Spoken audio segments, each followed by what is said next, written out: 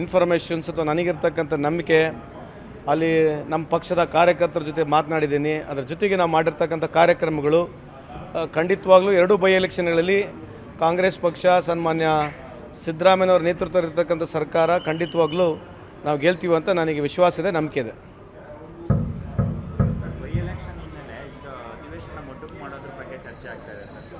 ಇಲ್ಲ, ಯೂಶಲಿ 3 ವೀಕ್ಸ್ನ ನಡೀತಾ ಇದೆ.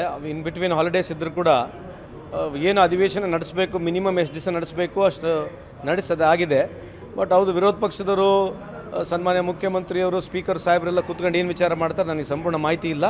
ಬಟ್ ಆಗ್ಬೋದು, ಆ ಸಾಧ್ಯತೆ ಇರ್ತಕ್ಕಂಥದ್ದು ಕಾಣ್ತಾ ಇದೆ.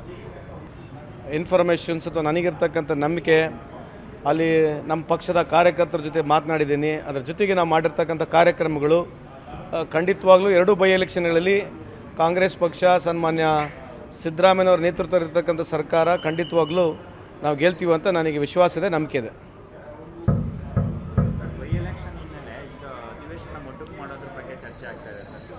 ಇಲ್ಲ, ಯೂಶಲಿ 3 ವೀಕ್ಸ್ನ ನಡೀತಾ ಇದೆ.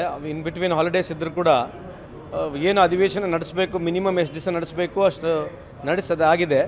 ಬಟ್ ಹೌದು, ವಿರೋಧ ಪಕ್ಷದವರು ಸನ್ಮಾನ್ಯ ಮುಖ್ಯಮಂತ್ರಿಯವರು, ಸ್ಪೀಕರ್ ಸಾಹೇಬರೆಲ್ಲ ಕೂತ್ಕೊಂಡು ಏನು ವಿಚಾರ ಮಾಡ್ತಾರೆ ನನಗೆ ಸಂಪೂರ್ಣ ಮಾಹಿತಿ ಇಲ್ಲ. ಬಟ್ ಆಗ್ಬೋದು, ಆ ಸಾಧ್ಯತೆ ಇರ್ತಕ್ಕಂಥದ್ದು ಕಾಣ್ತಾ ಇದೆ.